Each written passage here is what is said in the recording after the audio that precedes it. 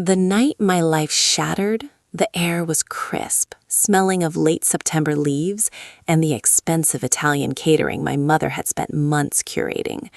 It was a scene ripped straight from a romantic comedy, the kind where the lighting is perfect and the music swells at just the right moment. But this wasn't a movie. It was my engagement party, and the script was about to take a turn so dark, so twisted, that even now, weeks later, I feel like I'm watching the footage of a stranger's life. My fiancé, a man I thought was my soulmate, didn't just break my heart that night. He annihilated my reality in front of 75 witnesses. He looked at his pregnant ex-girlfriend, then at me, and he made a choice that left me standing alone in a garden adorned with fairy lights, while he drove away with the woman he swore was just a memory. To understand the sheer violence of that moment, you have to understand who we were, or who I thought we were. His name was Julian. We met 3 years ago at a birthday party in Minneapolis, a night I wasn't even supposed to attend. My best friend, Maya, had practically dragged me there, insisting I meet a colleague of her boyfriend. She described him as a solid accountant type, which to my 25-year-old ears sounded like code for boring. I had just clawed my way out of a messy situationship and had zero interest in small talk with a stranger.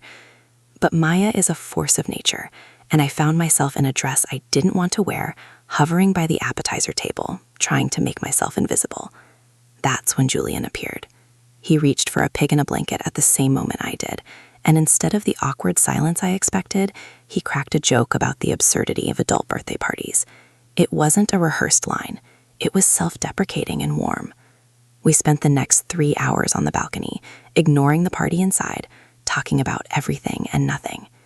He was charming, yes, but more than that, he felt safe. He felt inevitable. By the time he asked for my number, I was already half in love with him. Our relationship moved with the effortless speed of two people who have found their missing piece.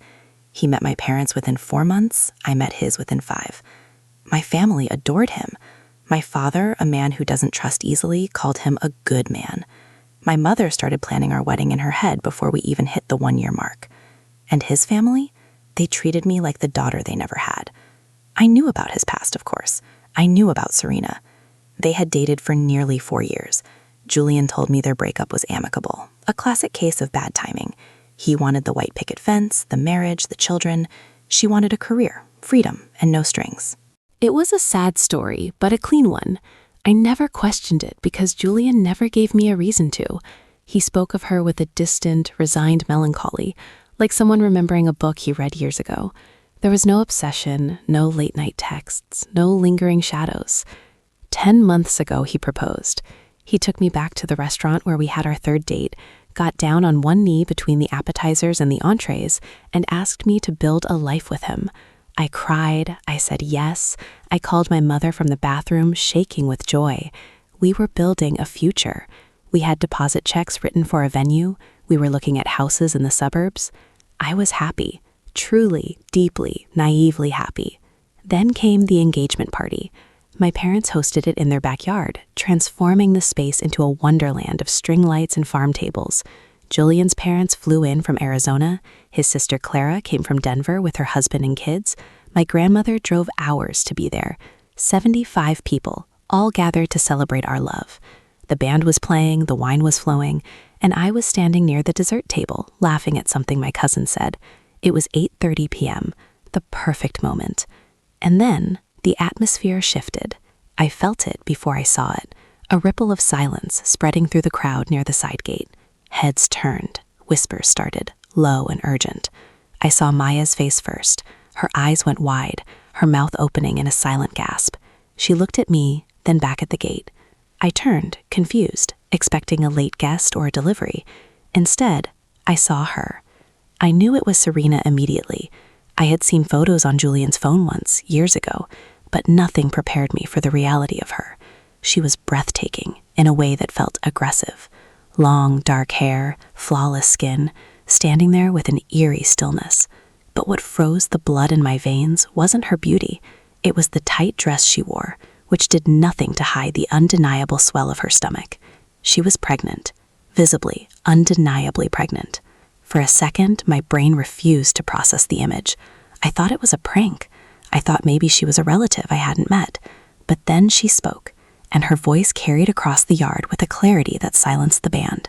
She apologized for the interruption, but said there was something everyone needed to know.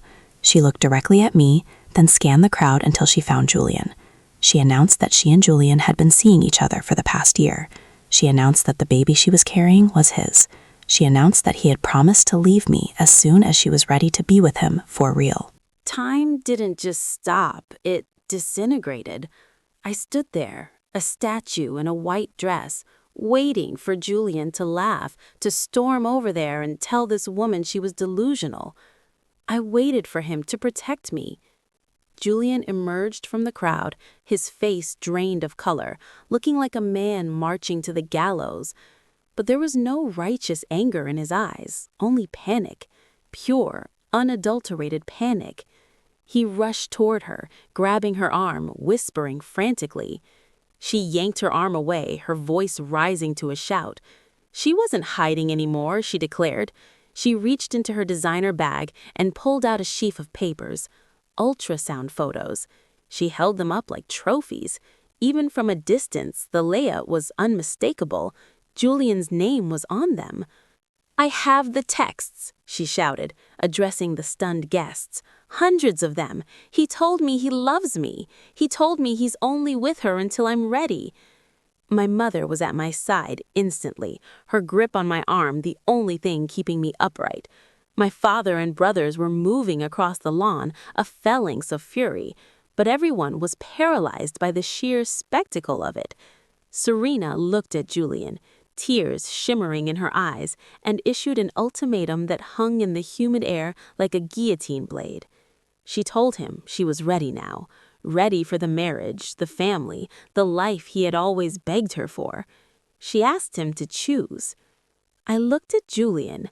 This was his moment. This was the moment he would tell her to leave, tell her she was crazy, tell me he loved me.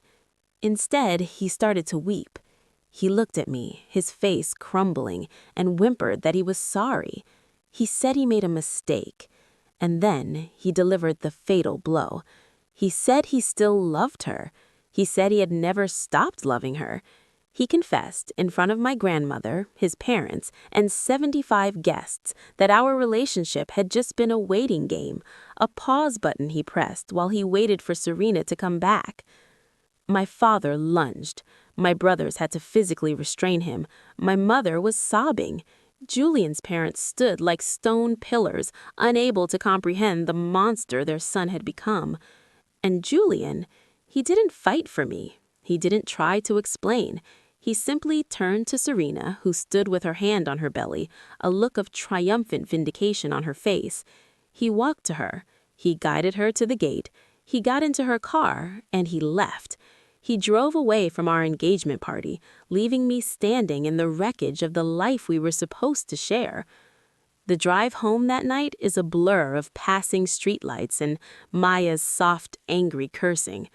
I sat in my apartment, staring at a blank wall, feeling a kind of numbness that was worse than pain. It felt like I had died, but my body hadn't gotten the memo. The next few days were a chaotic swirl of noise I couldn't filter. My phone vibrated incessantly. Apologies from guests. A voicemail from Julian's mother, Wilma, sounding like she was choking on tears. A text from his sister, Clara, disowning him. And Julian? 30 calls that first night alone. Voicemails begging to explain, swearing it wasn't what it looked like. I didn't answer. What explanation could undo the reality of him leaving with her? 4 days later, he showed up at my door. The audacity was breathtaking. I saw him through the peephole, looking disheveled and pathetic, and against every instinct of self-preservation, I opened the door. I needed to hear it. I needed to hear the lie he had concocted to justify the murder of my heart. He stood there and spun a tale of victimization. He claimed Serena had manipulated him, that she knew exactly which buttons to push to make him panic. He claimed the baby might not be his, that she refused a paternity test. He claimed he only said those things at the party because he was in shock. I asked him the only questions that mattered. Did you sleep with her? Yes. Did you tell her you loved her? Yes. Was I just a placeholder? Silence. That silence was louder than the screaming match at the party. I slammed the door in his face. But he didn't stop. For a week, he texted me daily, long, rambling manifestos about how he wasn't with Serena, how he realized she was toxic, how the baby changed nothing about his love for me. His mother called, begging me to listen to him. His sister called to tell me he was sleeping in her guest room, staring at the wall, refusing to eat. She told me Serena was spreading rumors that they were back together, but Julian denied it. She said he and Serena had a massive fight the night of the party and he had left. I didn't care, or I tried not to, but the questions started to fester. Was it manipulation? Was there more to the story? Or was I just desperate to find a reason why the man I loved wasn't a complete sociopath? Maya, my anchor in this storm, had a theory. She believed Serena was a master strategist who got pregnant on purpose and planned the engagement party ambush for maximum damage. She thought Serena was evil incarnate. But even if that were true, it didn't change the fact that Julian had slept with her. He had lied to me every day for a year. Then came the second ambush. I was at my parents' house for dinner, a quiet attempt to feel normal, when the doorbell rang. It was Wilma. She had driven hours to stand on our porch and plead her son's case. My father wanted to throw her out, but she started talking fast, desperate words tumbling out about blackmail and secrets. She claimed Julian had been lying to everyone because Serena was holding something over his head. She said Serena had threatened to ruin his life, his career, his reputation, if he didn't stay with her. She painted Julian as a hostage, not a cheater. I asked her what the secret was. What could be so terrible that a grown man would destroy his fiancé to hide it? Wilma didn't know. She said Julian wouldn't tell her, only that it was complicated. I laughed. It was a hollow, bitter sound. This was their defense? A vague, mysterious blackmail plot? I told Wilma that her son was a coward, not a victim. I told her that whatever dirt Serena had on him didn't force him to propose to me, to lie to my face, to humiliate me. My mother, bless her fierce heart, told Wilma to leave and never come back. But the seed of doubt was planted. That night, I couldn't sleep. The blackmail theory was absurd, but it was the only thing that made sense of Julian's erratic behavior. Why announce he loved her and then fight with her immediately after? Why look so terrified? Against Maya's advice, against my own better judgment, I unblocked him. I sent one text, "Meet me, one time, the truth or nothing." He replied instantly. We met at a park, a neutral ground filled with innocent bystanders. Maya sat in her car 50 feet away, watching like a hawk. Julian looked like a ghost of the man I knew, hollow-eyed, unshaven, trembling. He spilled a story that sounded like a bad movie plot. He claimed he and Serena broke up 4 years ago, not because she didn't want marriage, but because she caught him doing something shameful. He wouldn't say what. Just that she had evidence, photos, messages, and she threatened to release them if he ever moved on. He said he thought she was bluffing until he met me. He said falling for me was never the plan. He was supposed to be miserable forever as penance. But he loved me, and that triggered Serena. She demanded his time, his affection, his body, all as payment to keep his secret. He said the engagement party was her final play. Choose her publicly, or she sends the evidence to everyone on the guest list. Is the baby yours? I asked, my voice flat. I don't know, he whispered. I was careful. She won't take a test. I walked away from that meeting more confused than before. Maya thought he was lying, a desperate narcissist trying to rewrite history. My mother said it didn't matter. The betrayal was the same regardless of the motive. But my brain wouldn't shut off. And then the mystery deepened. I received a DM on Instagram from a faceless account. I know what he did. If you want to know too, meet me. It gave an address for a downtown cafe and a time, noon, the next day. It felt like a trap. It felt dangerous. But I was starving for truth in a world of lies. I went.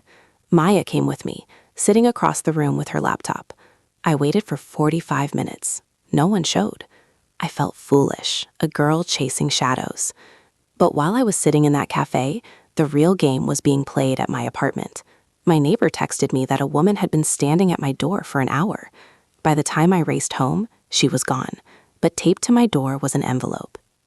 Inside was a letter from Serena, 3 pages of handwritten venom and clarity.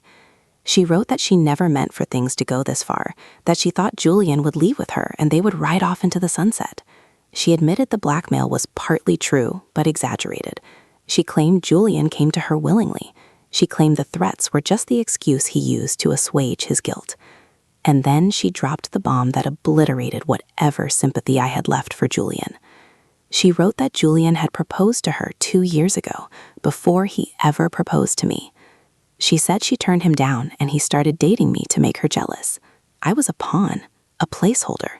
And to prove it, she included a photograph. There it was, Julian, on one knee, holding a ring box, looking up at Serena with the same adoring eyes he used to look at me with. The timestamp on the back of the photo confirmed it, 2 years before our engagement. The air left the room. Maya tried to say it could be photoshopped, but deep down, I knew. The setting, his clothes, the vulnerability in his posture, it was real. I texted him immediately. I have the letter. I have the photo. Meet me now, or I burn your life to the ground myself. He met me at the park again. When I confronted him with the photo, he tried to deny it, but his resistance crumbled under my gaze. He admitted it.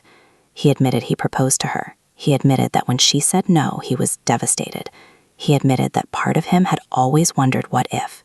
He told me he loved us both in different ways. It was the most pathetic thing I had ever heard. And the baby, I demanded, the paternity test? He looked at his shoes. I saw the results. It's mine.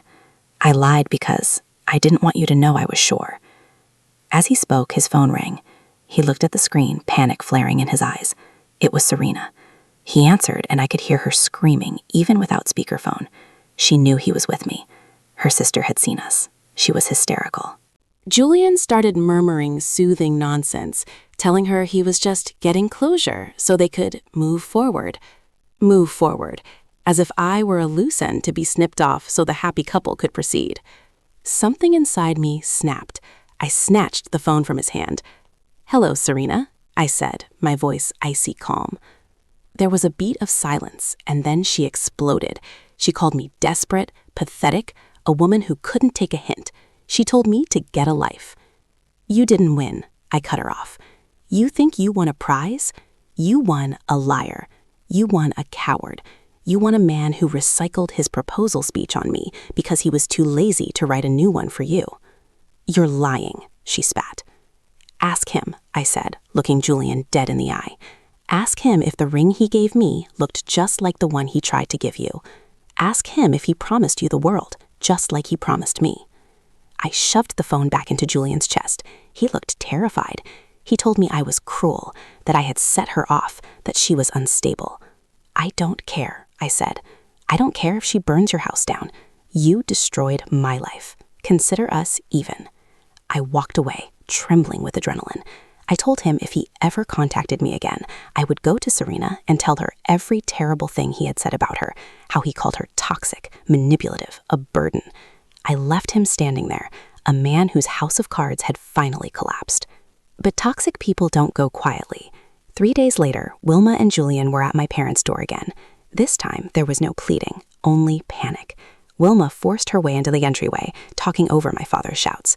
She said Serena had gone nuclear.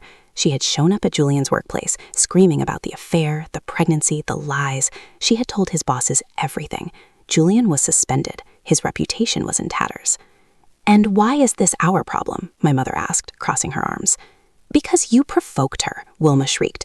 "Your phone call set her off. You need to fix this. You need to talk to her. Tell her you're gone. Tell her she won so she stops destroying him."